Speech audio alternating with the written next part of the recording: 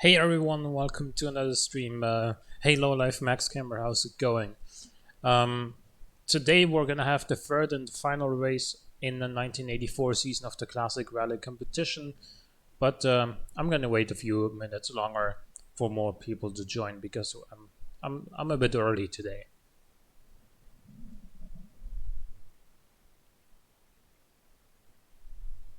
So, how was your Sunday? How was your day?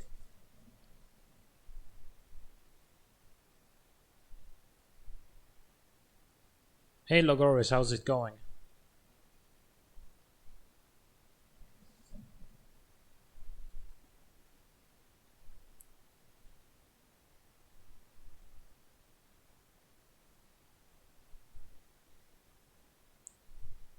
Yeah, me too.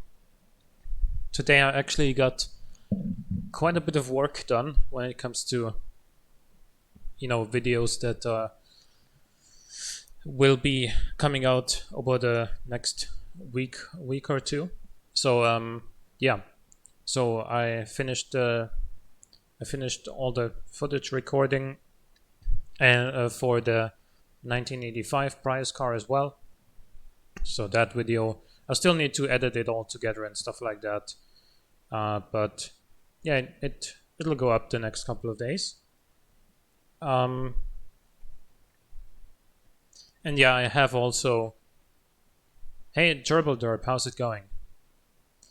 And I've also made the script for the challenge that comes after the 1985 season, so the tuning challenge, if you will. And I've made the prize car for that already as well because I was excited to make that car to begin with. Um, yeah, so now that we're getting a bit closer to 6 p.m., I'm going to go over to Beam G, and I'm gonna start warming up a bit. Although it is Pikes Peak, and I'm pretty familiar with this track, so warm up shouldn't take too long.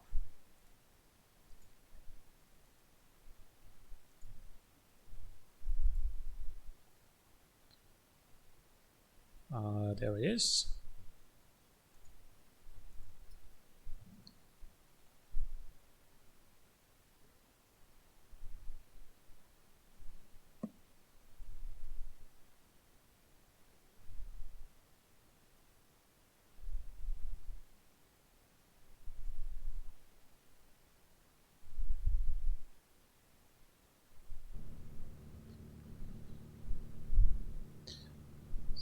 So, give me a second. Yep, I've recorded some footage last time I was in Beam earlier today, so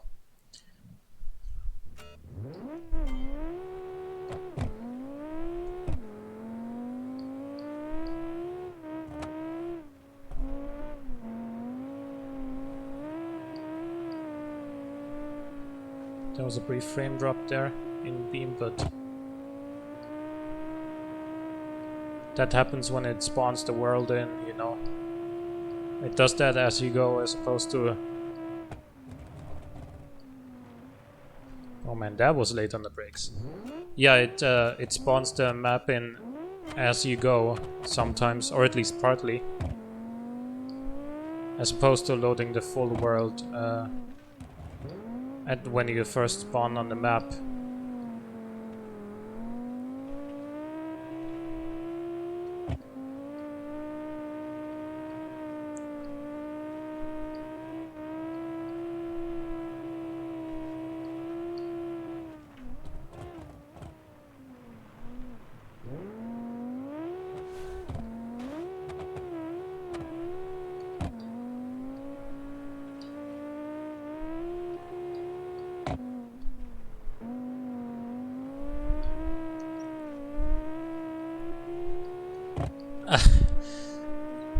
Hey, I wish to make memes. Do you have Franker Phase C enabled?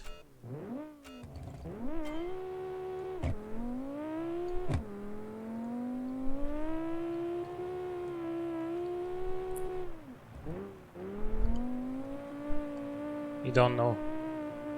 Anyway, I don't know. I don't have I don't have my browser with Twitch open. I only have Streamlabs on my second monitor. Could also be that it's just not that the emote is just not showing up in Streamlabs. But so in the chat that I in the chat have in the chat preview on Streamlabs, it's not showing the emote.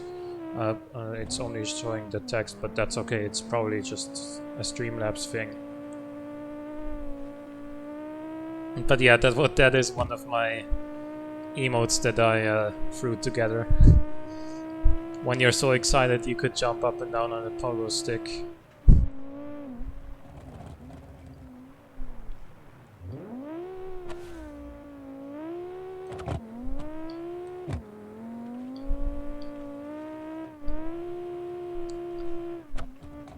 I think there's another one of my emotes that could be more applicable in some situations on the stream, and that would be hot run for when I'm doing well for once.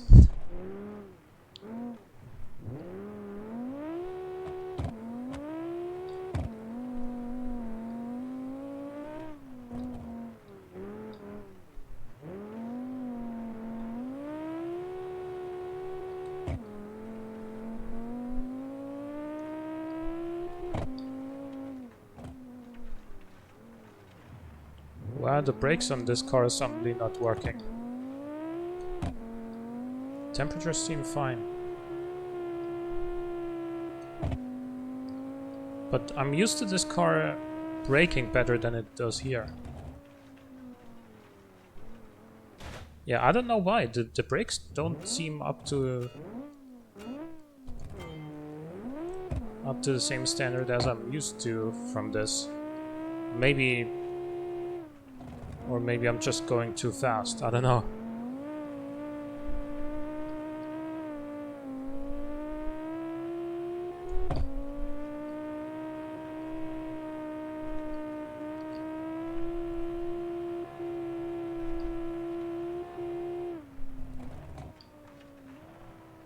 No, something's wrong with the brakes. Okay.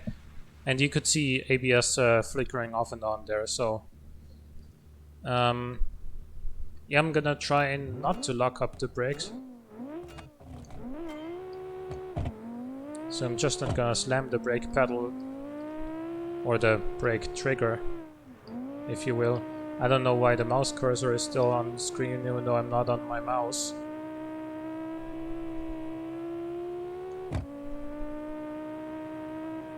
I mean, I'm sorry for that, but I can't move the mouse at the moment. I'm holding my controller with both.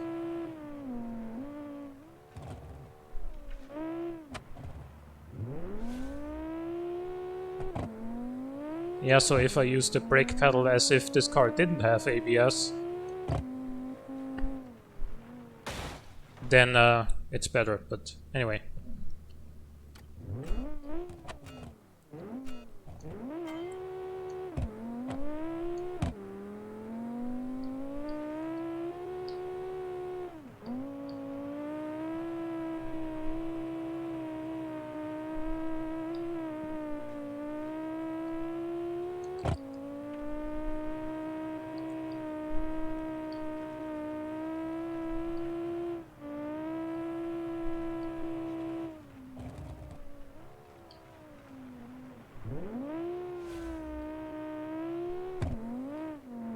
Ah, too greedy on the throttle there.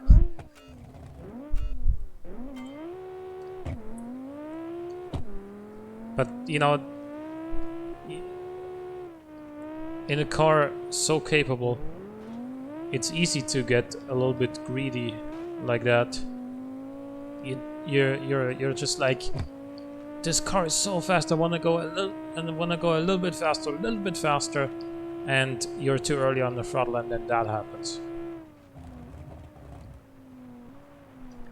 And there I locked up the brakes again.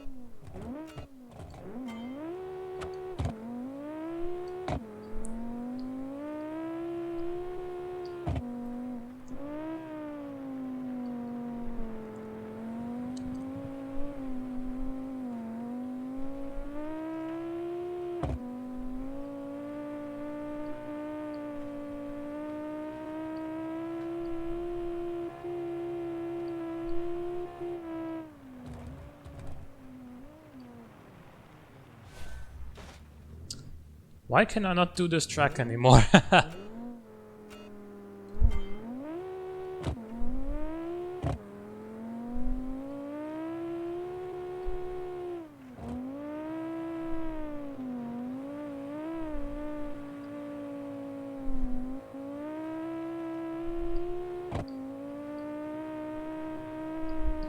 The struggle is real.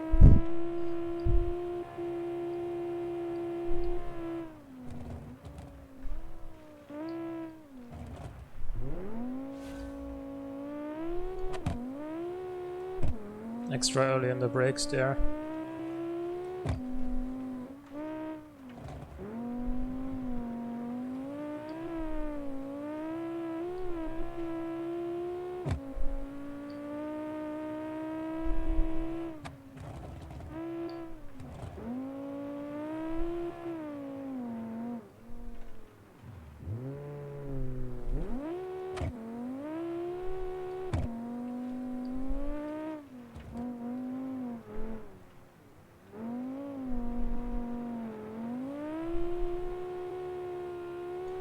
There we go.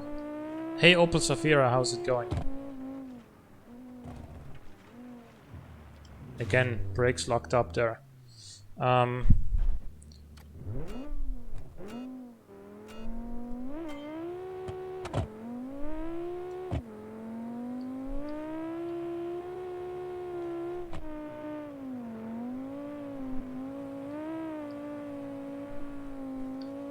There was an update to Beam like today, actually.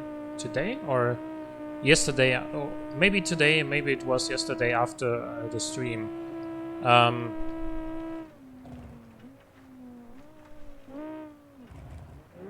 it was like 300 megabytes or so. Maybe they slightly rebalanced.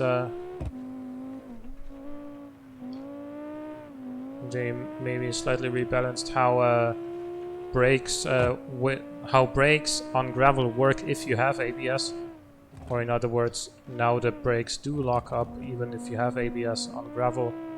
Maybe they changed something like that. I don't know.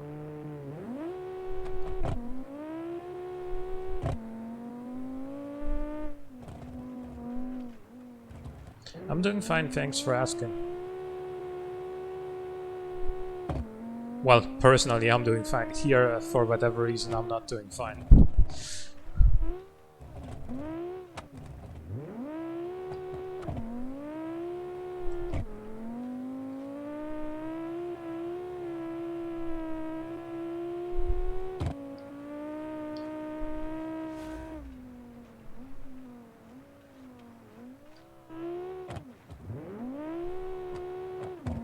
Braking extra early now.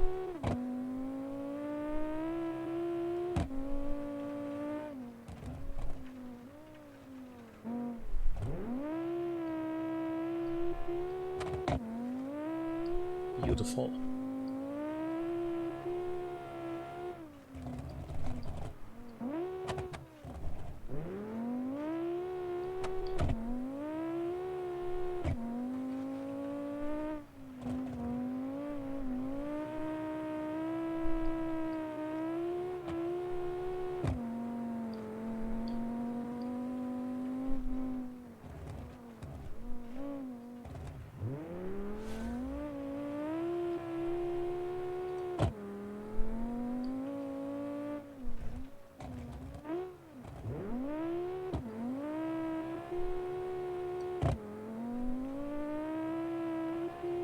Okay, we made it. Basically.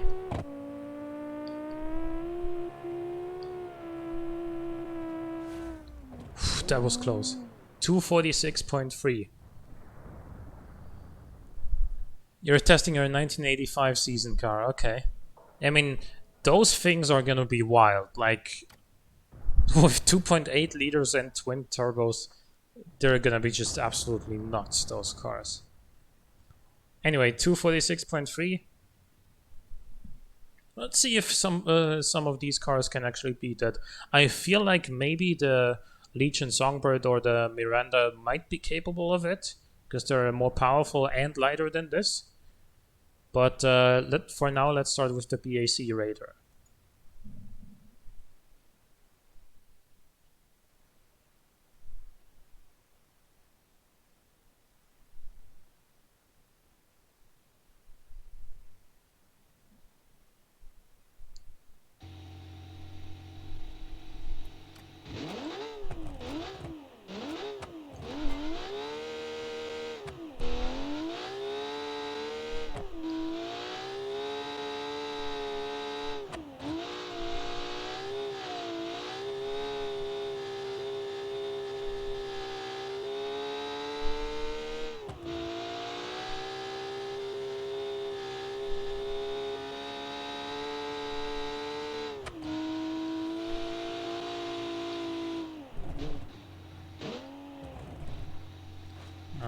little bit late on the brakes there, I think.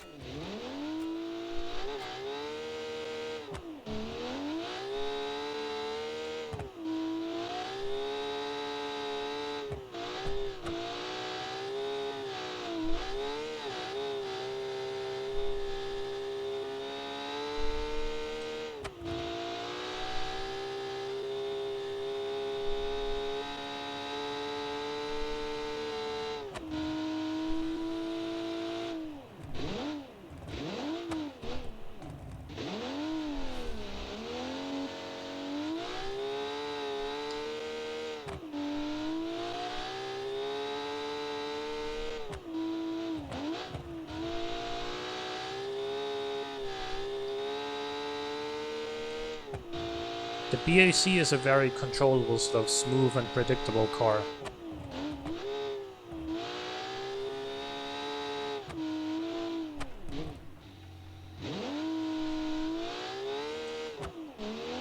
It's not overwhelmingly powerful,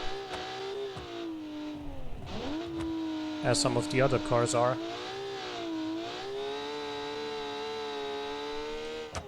But control is just as important as raw power, and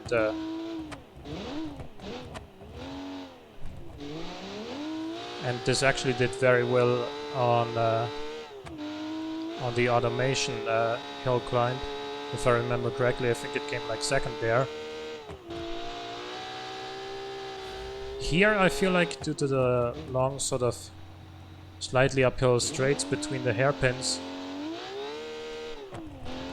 here I think it might be a bit outgunned by the more powerful cars in the field.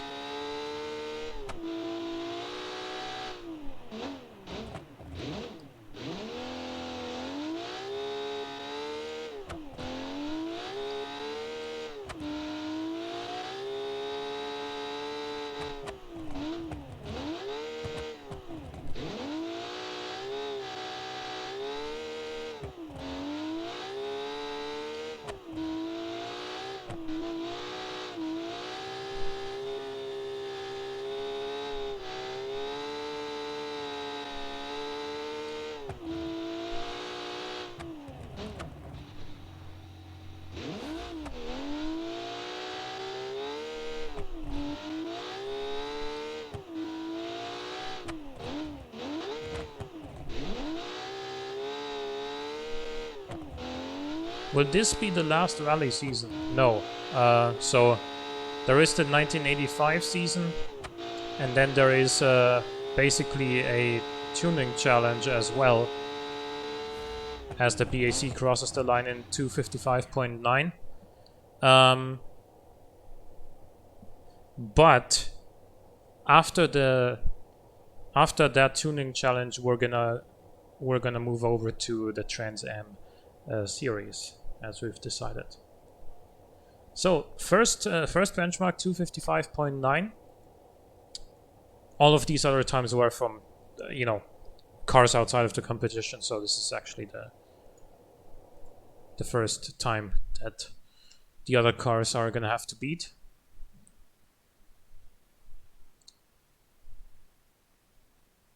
Can you do a second gear launch for the Falcon? Sure, I can do that.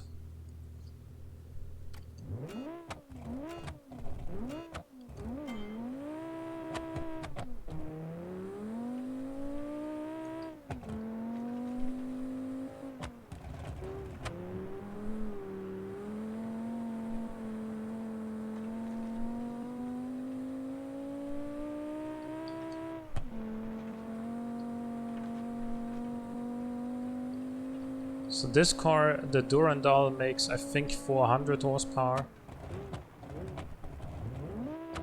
compared to the BAC's 350.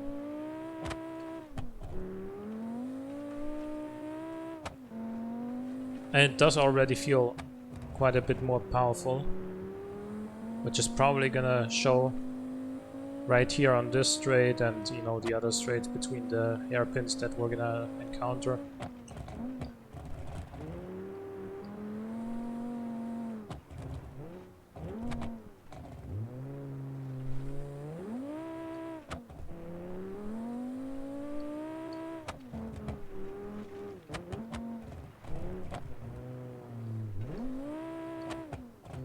Dropped outside of the power band there.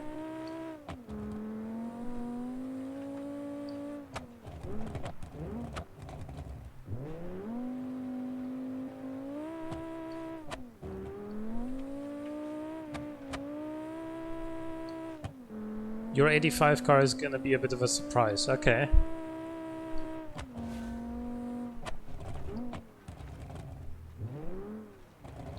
Oh man, yeah, I downshifted one too many times and that caught me off guard. I was like, I think I'm in first, and I see, oh, I'm actually in neutral. And that caught me off guard there, and then I reset.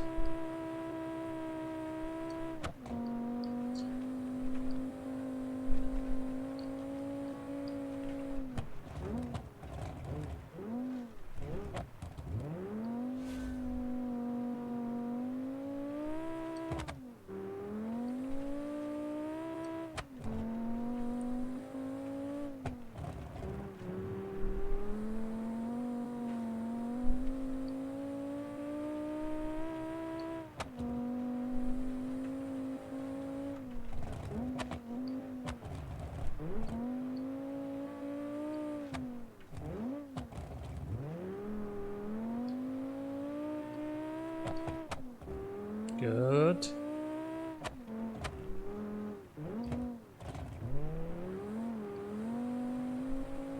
Much better than last time.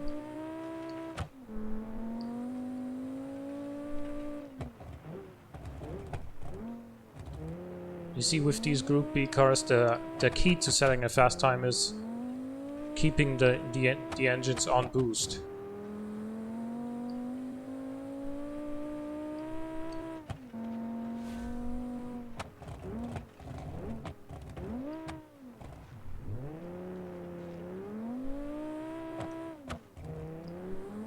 So, with naturally aspirated engines, or in like a, come on, turn around. Or in a modern rally car that's like restricted horsepower, therefore they go for as fast a turbo response time as possible. There you can sort of short shift and you're gonna be fine. Here, if you short shift, you lose a massive amount of time.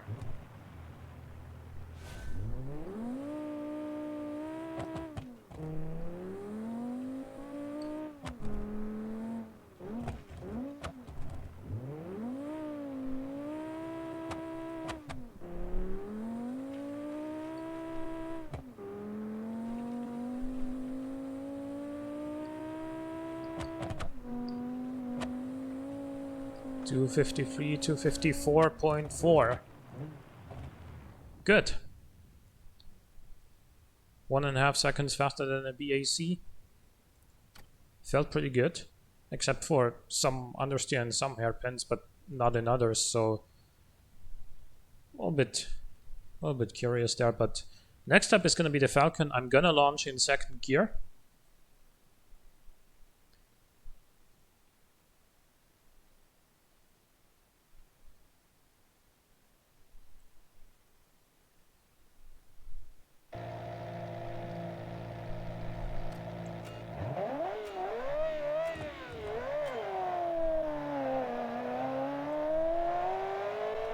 Now I'm gonna launch in first.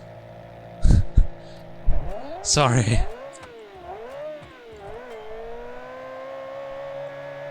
I just think this is the much better launch.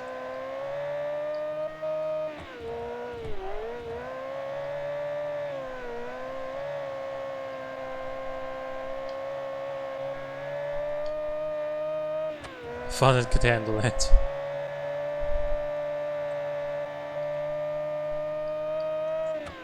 I think the difference between your car and the Snow Leopard, which I typically launch in second gear, is mostly the gearing. your first gear goes to like 86 or something like that. Whereas on the Snow Leopard, it's first gear is shorter, so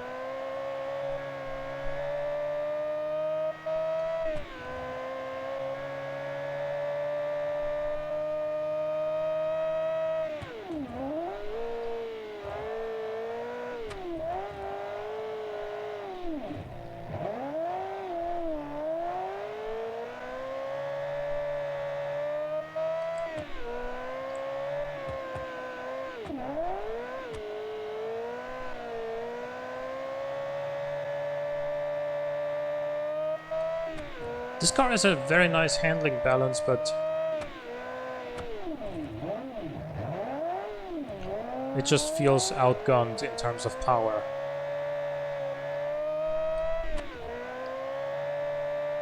That's how it has been on the previous two tracks as well, but it's becoming especially obvious here, where there are so many, you know, hairpins with uphill straights connecting the hairpins. If you're down on power here, you're really suffering.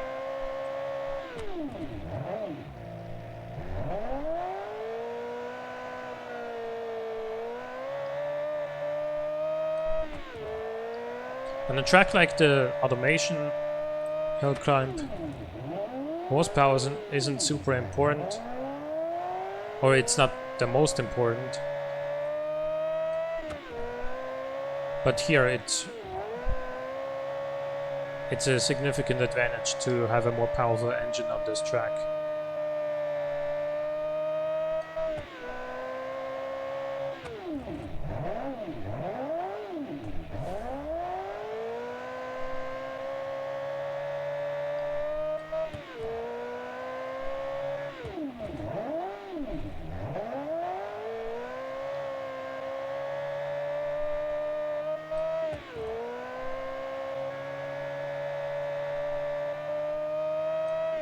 And you can get more than 350 horsepower out of a 3-liter V8.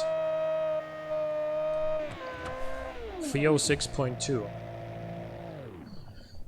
Oh yeah, it really struggled even against the BAC, which I thought was great, because it is so nimble around those corners that I suppose it can take the corners at a faster speed, so it's not quite as so it's not at quite as big of a disadvantage compared to the Falcon.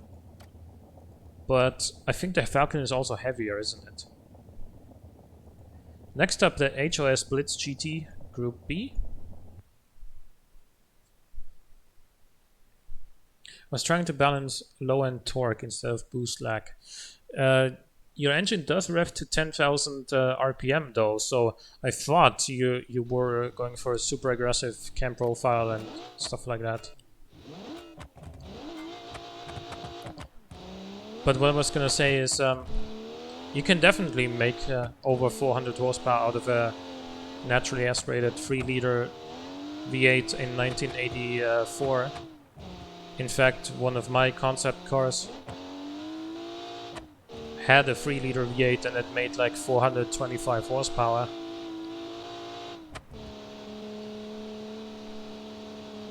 And also the Snow Leopard makes 400 horsepower, so...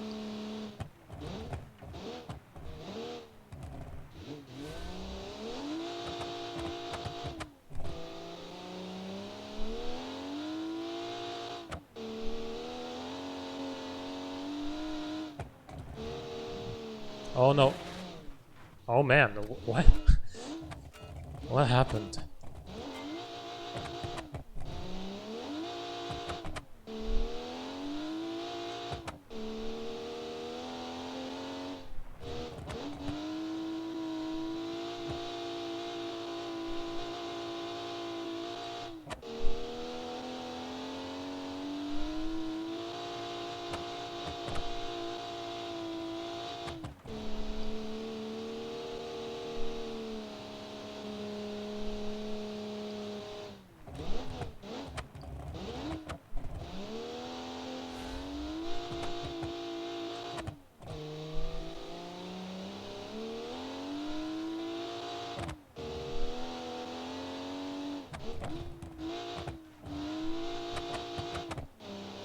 There we go.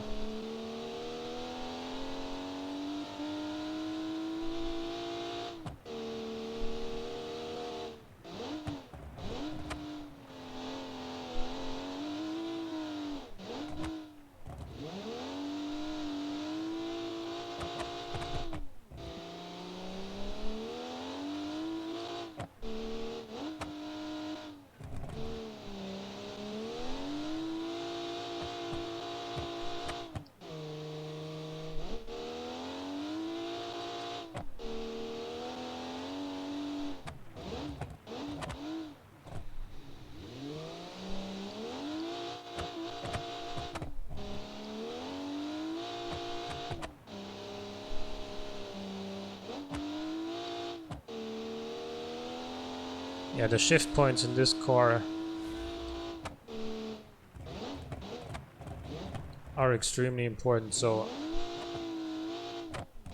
more so than with even other Group B cars, because the gearing in the lower gears is so short.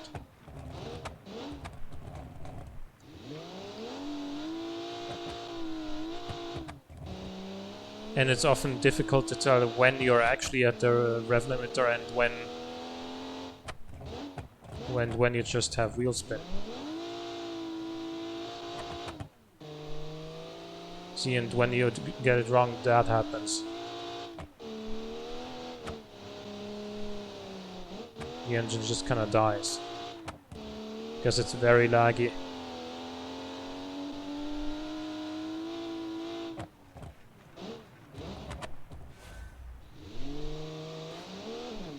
Did we have a bit of brake fade there, maybe?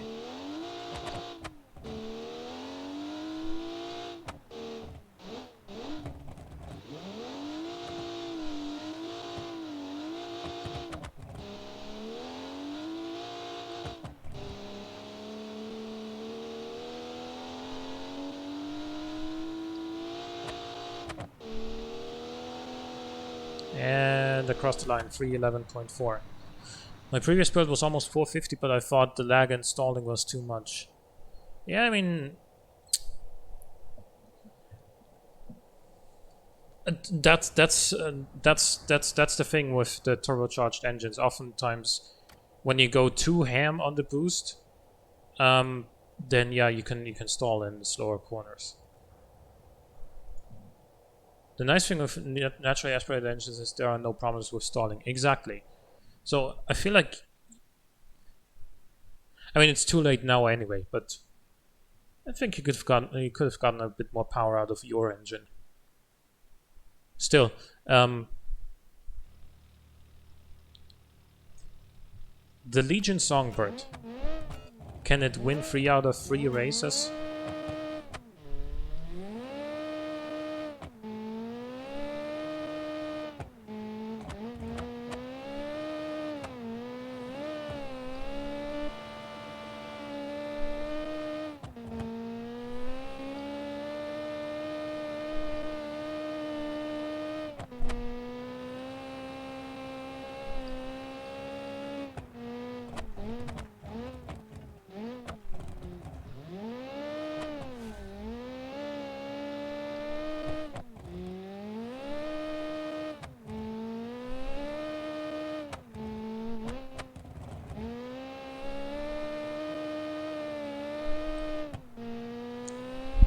Whenever I get into this car, it's just like understeer does not exist.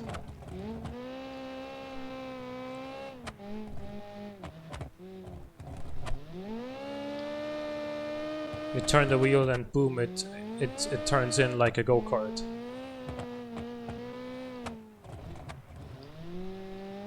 Maybe a bit overzealous there, but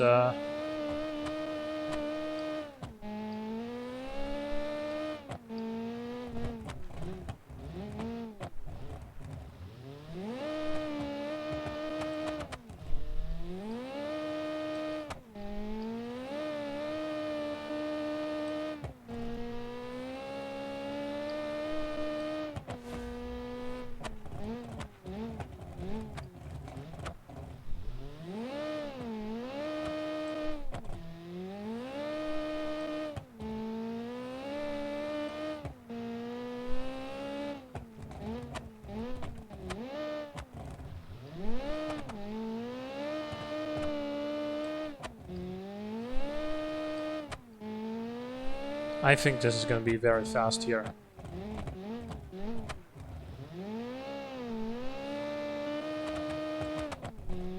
Feels like it anyway.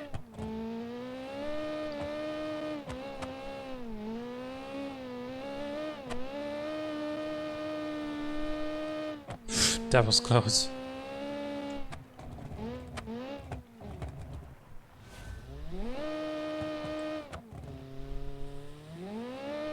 Off booster for a second.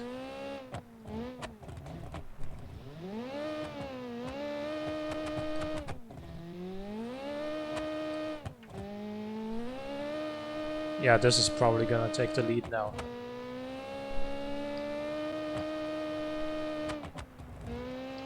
Doesn't have much front downforce, so I couldn't go flat out there, but still, the lead for now, 251.5. Next is the Durandal.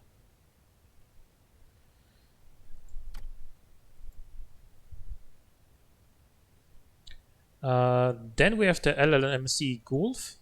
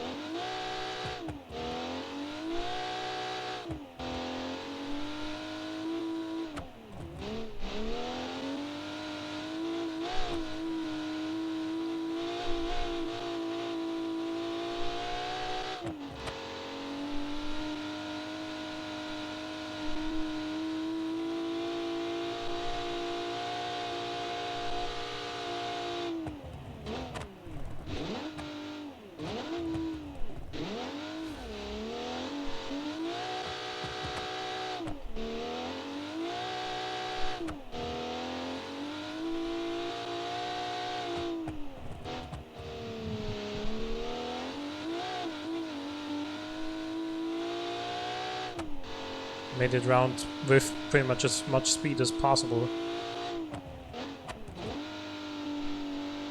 Couldn't have gone through there any faster.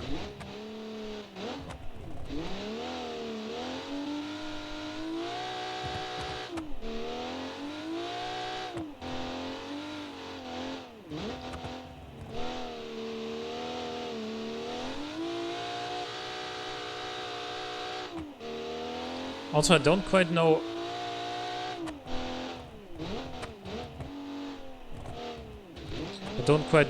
how this makes only 400 horsepower with 2.4 bars of boost. Like normally with 2.4 bars you would expect more than, what is it, 180-ish horsepower per liter that this makes.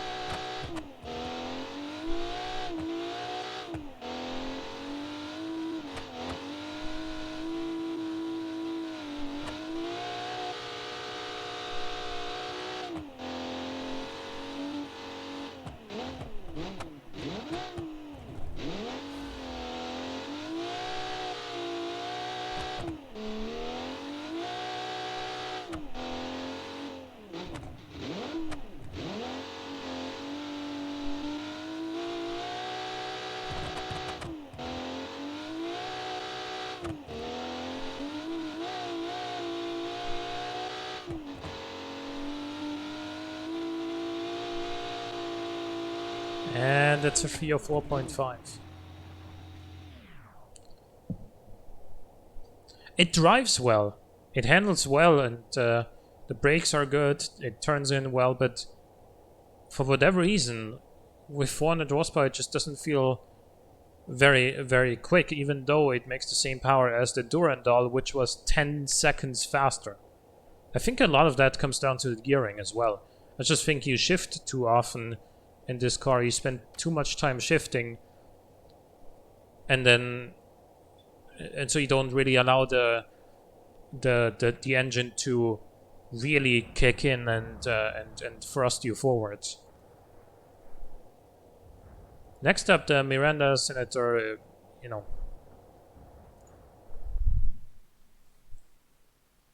bad gearing can definitely hurt, yeah. Like, short gearing is good for a turbo engine, because if the engine is laggy, it can sort of compensate for that somewhat. But, well, yeah, short gearing is good to a point. If it's too short, it really hurts.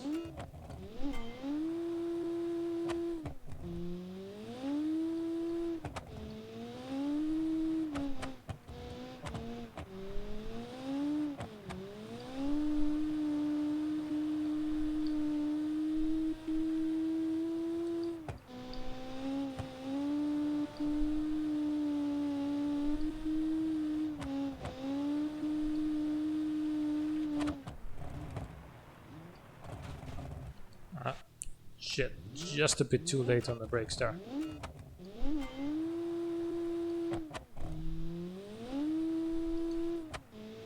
Like this engine, for example,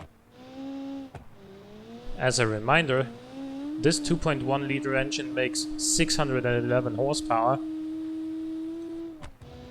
Obviously it's quite laggy, but look at it go. With longer gearings, even with longer gearing.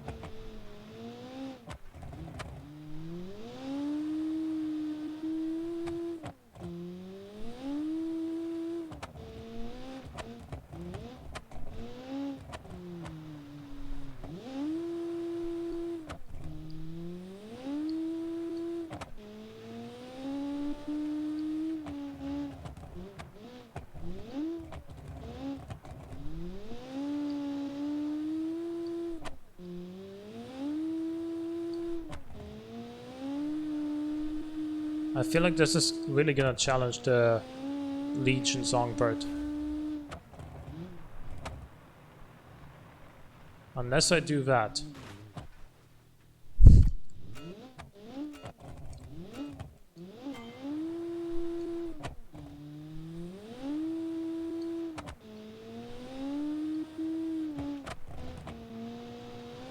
That was right on cue, wasn't it?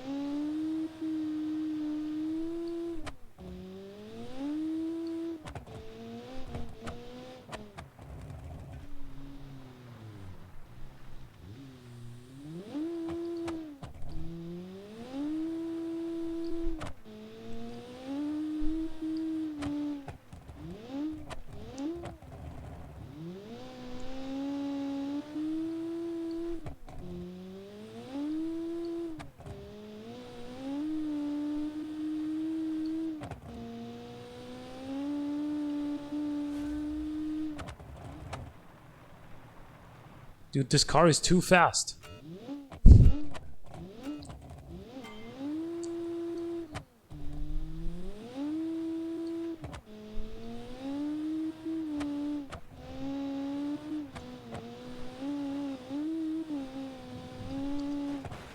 Okay, calm down, try again.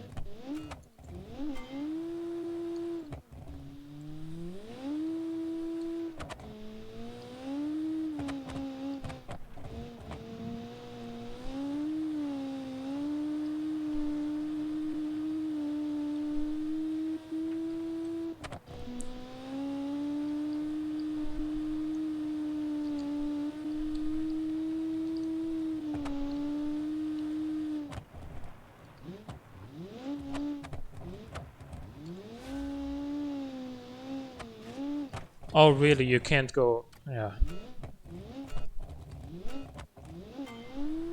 I was under the assumption that that was actually not an obstacle that hurts you, because you can go through traffic signs and stuff like that on various maps, so I thought you could go through that as well.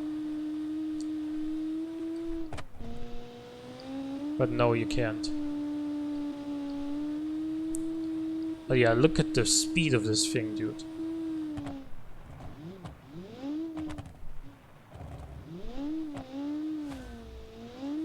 This engine is as laggy as anything.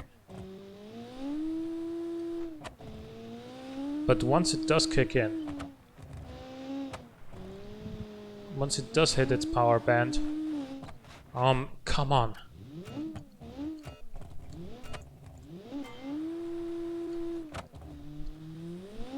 Once it does hit its power band, it just flies.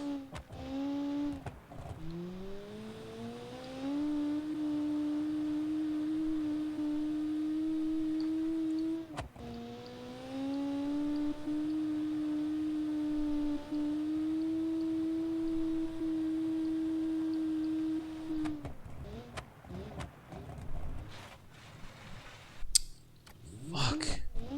This car is too fast.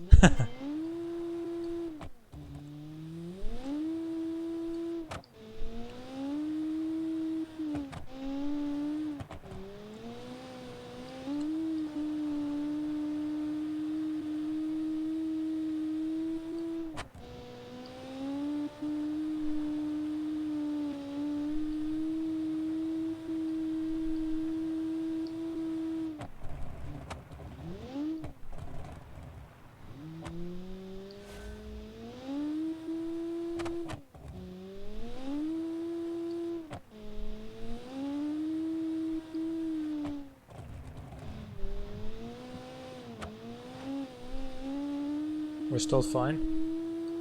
Just a drift tap.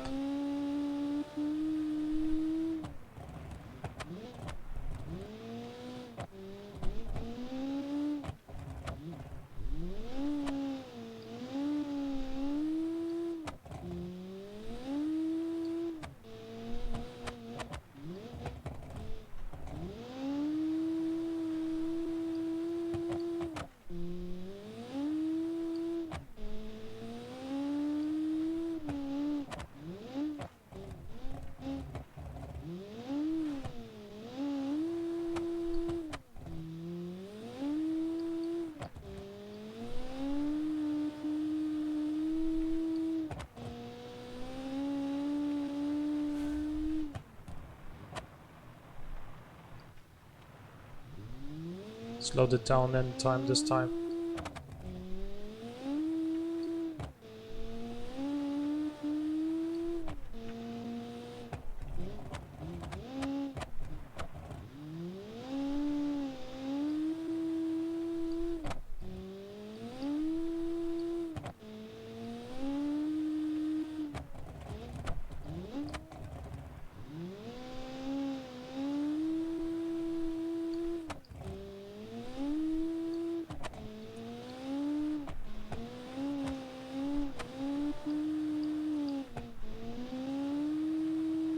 Oh, yes.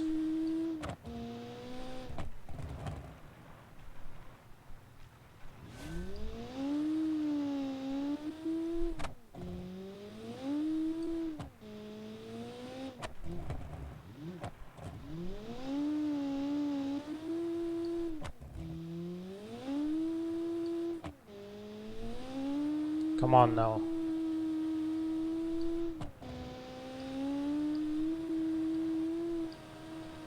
$252.5. It didn't quite do it.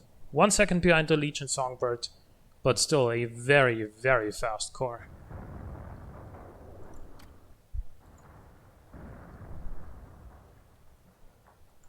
Next up to PR84 2.9 comp spec.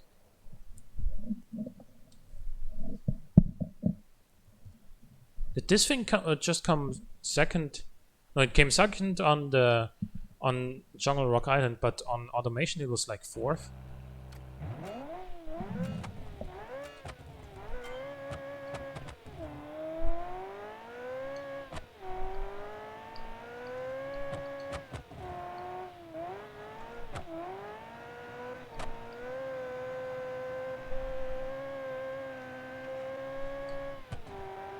See, this is also a 3-liter naturally aspirated flatplane V8 with, I think, 350 horsepower. But look at it go. Yeah, I mean, the brake balance is a bit...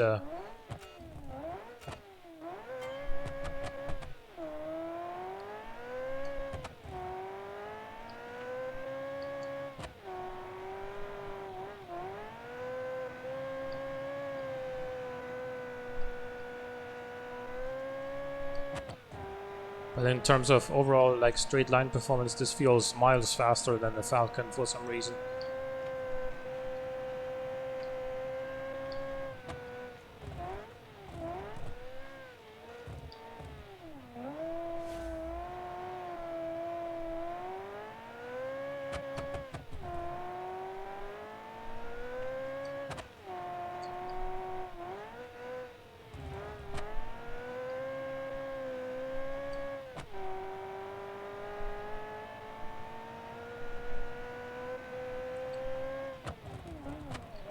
Yes, for 1985, no restrictions to quality points, so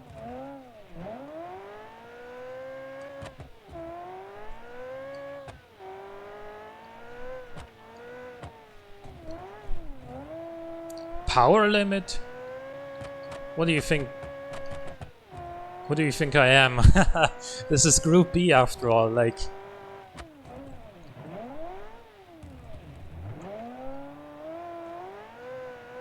They didn't have power limits back then.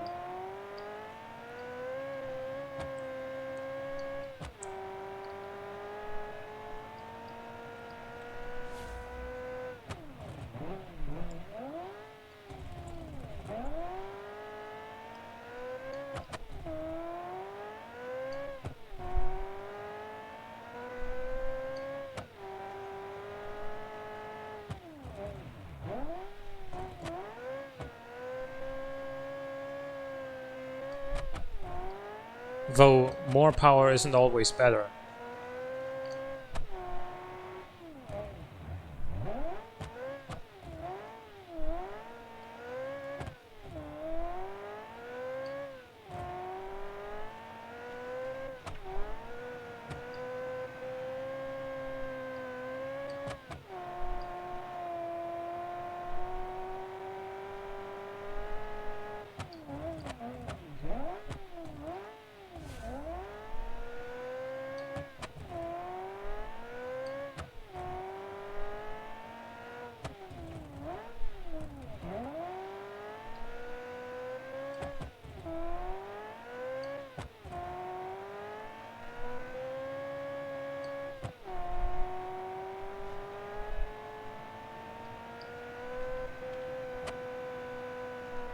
$257.9.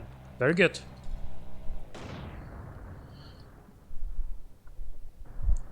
I'm shooting for the moon. I'm already pushing 900 horsepower. It will look fantastic flying off a cliff at Mach 10. Yeah, like this, but not in slow-mo.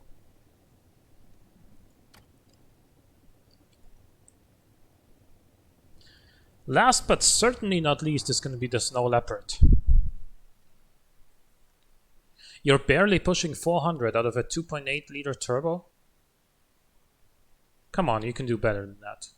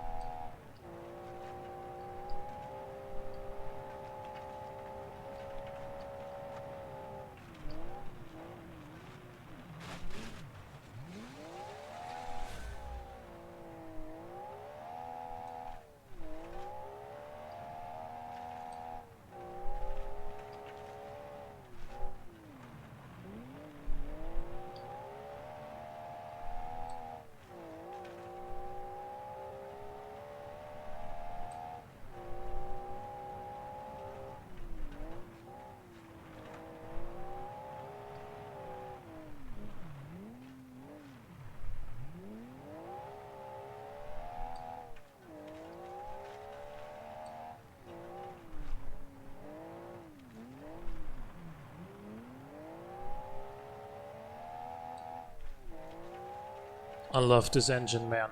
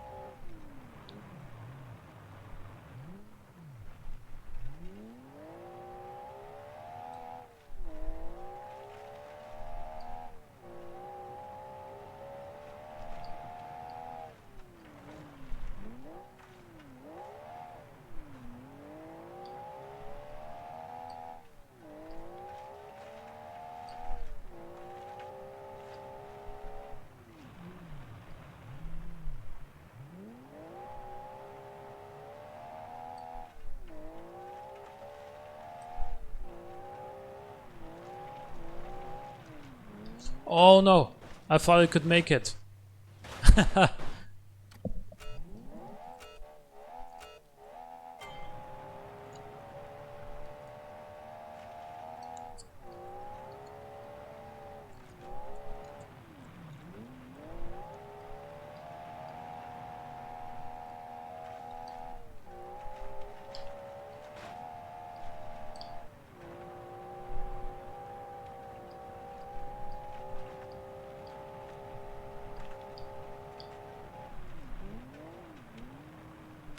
Ah, shit. RIP indeed.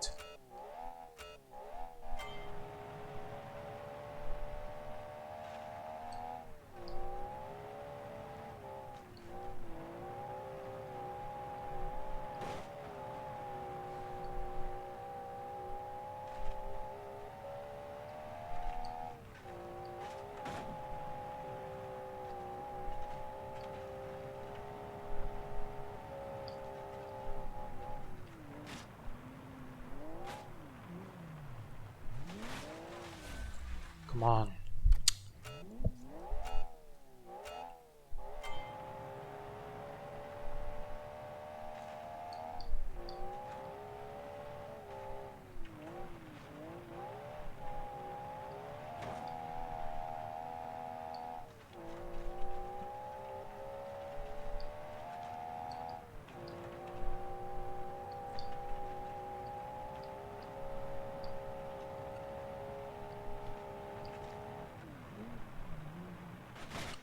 You made the backhand too grippy.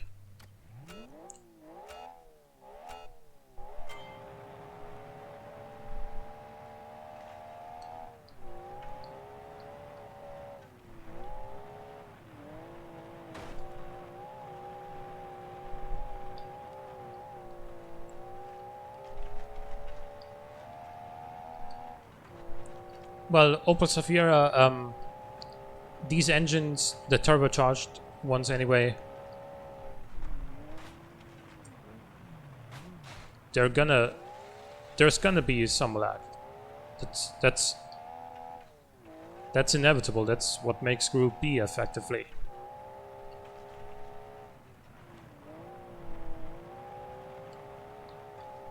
Oh, come on! I hit a bump there with the rear right wheel, mid corner, and that's what spun me off the track.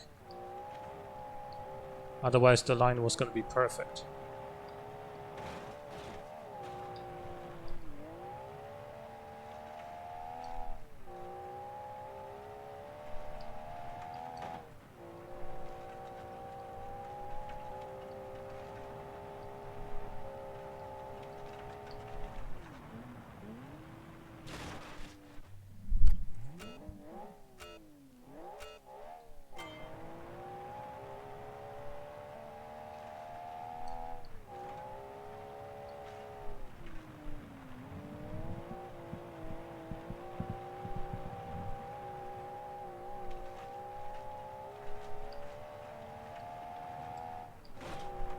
Exactly, Logoris.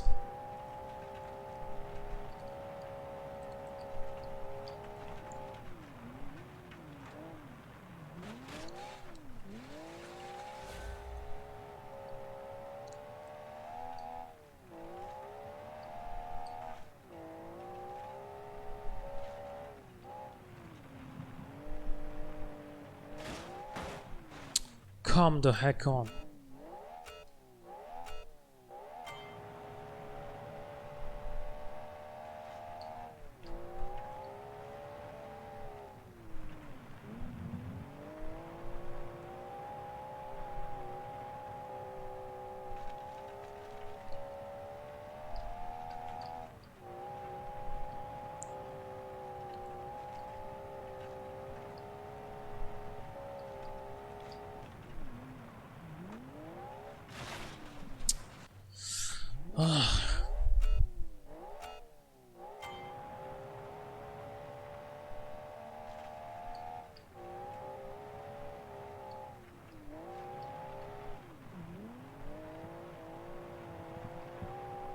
Okay, that was terrible on my part.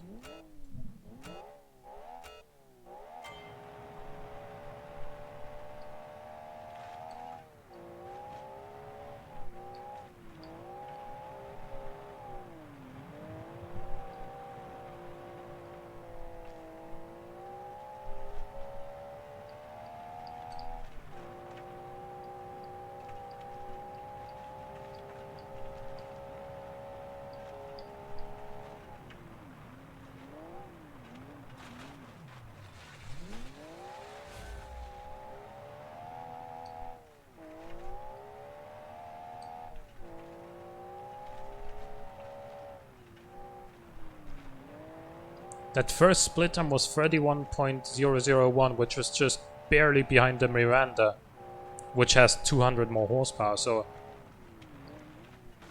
that's how you know you've got a good engine.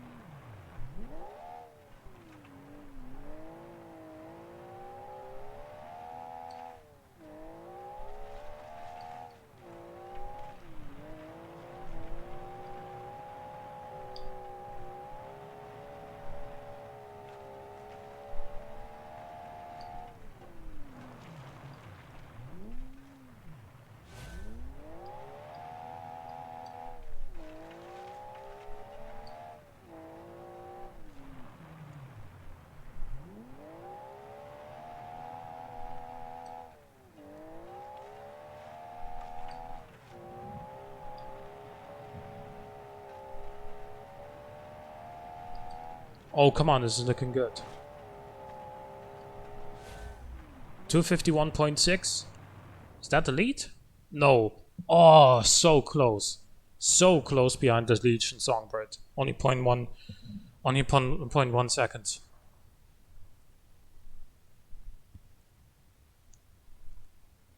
Nicole, 3 types of Group P drivers. Your engine blew, you died, or you won. Not much in between, yeah.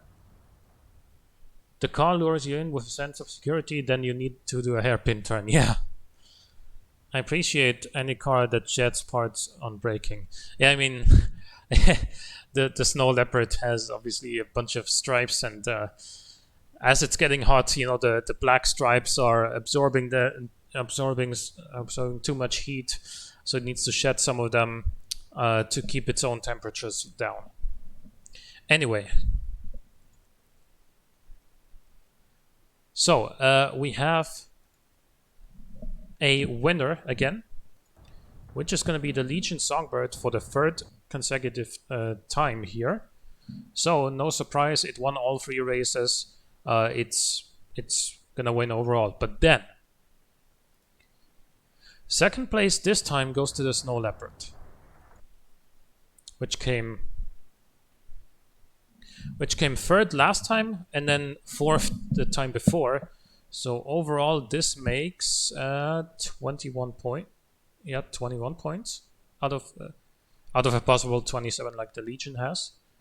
Then we have the Miranda in third place, 7 points. So it came second last time and then fifth the first time. So it gets 20 points overall. Then we have the Durandal in fourth place.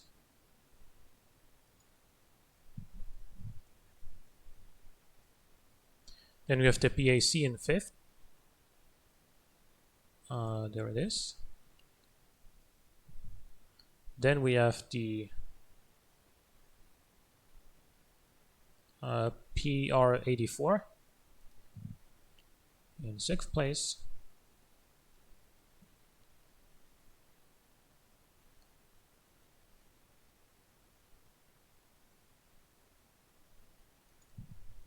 So by the way, the Durandal has 18 points overall, then the PAC has 17. Then the PR84, let's see. So this has a total of 14 points, still very good. Then the LLMC Golf came in 7th place this time, 3 points. So 3, 5, 7 points. Then the Falcon. This came 8th, 2 points. So it has a total of 8 points overall. And then the HOS, 9th place, 1 point, 3 overall. So the overall standings is going to be the Legion Songbird first place, then the Snow Leopard, then the Miranda Senator Coupe, then the Durandal Falcon, then the PAC Raider, then the PR84 Compspec, then the Falcon, then the LLMC, and then lastly the HOS Blitz.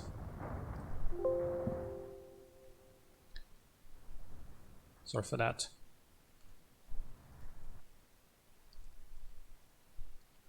You might modify and resubmit this car for 85. I'm not convinced that getting more power will get very far. I just need to sort the handling problems. See, the thing I wanna say this. The handling is good, but what it lacks to be truly like top tier in more than just Pikes Peak would be just that much more front grip, that much more bite, that much more turning response. So I think you could do that either with like more aggressive camber or changing the tire widths or stuff like that. It's nothing major. But that is what the Legion did so well. That's what the Legion did better than anyone else. And quickly, I'm going to give you a bit of a taste of what the 85 season is going to hold.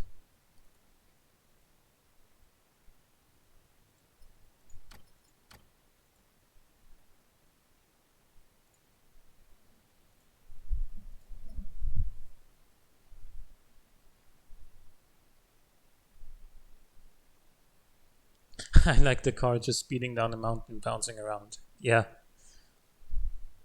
Indeed.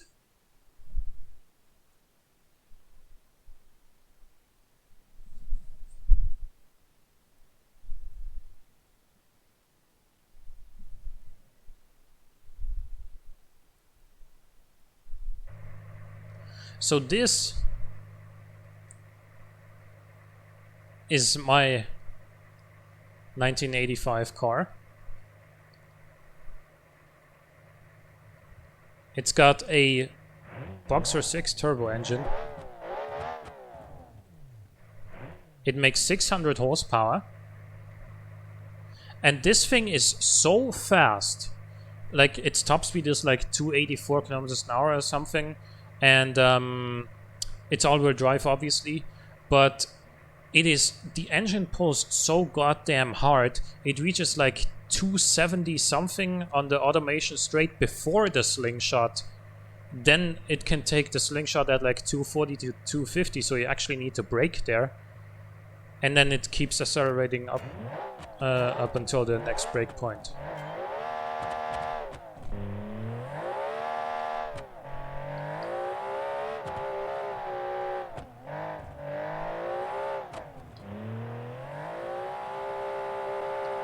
Now power.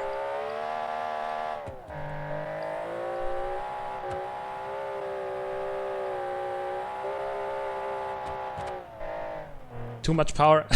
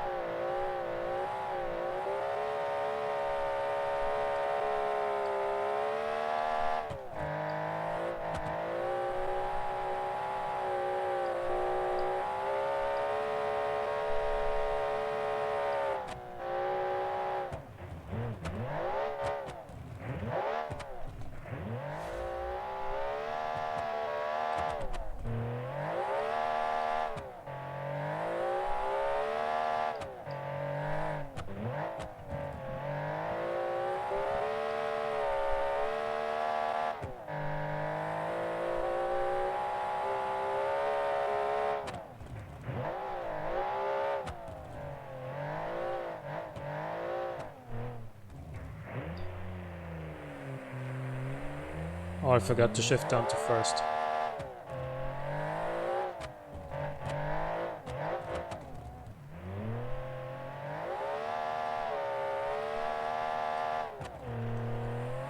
By the way, to make this thing even somewhat drivable, I had to go against what I would have considered conventional wisdom beforehand. So originally I had like... what is it?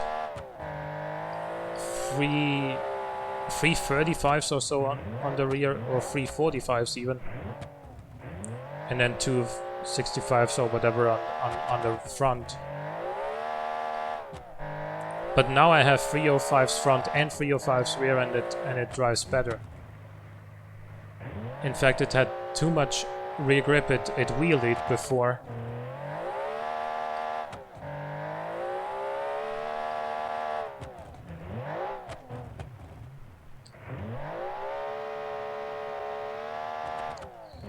And it power understeered when I still had the previous tire set up.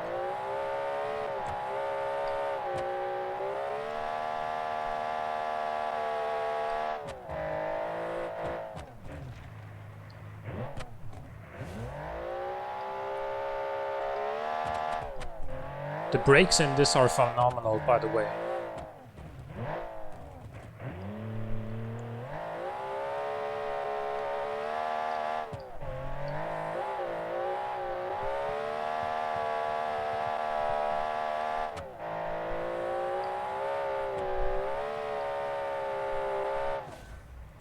251.0.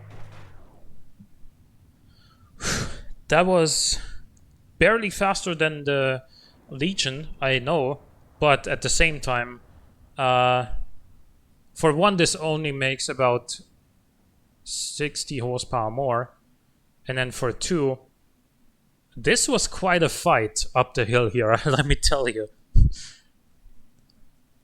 To get this car to even complete this at all, it took quite some hours to get the car to this point, let me tell you. But anyway, hope you guys enjoyed the stream. The next season has already started. You can get building. You can get to building your car. The deadline is going to be next Sunday. I will stream the competition again, as always, on my Twitch channel. And until then, I hope you enjoyed this stream, and I'll see you next time. Bye bye. Have a good one.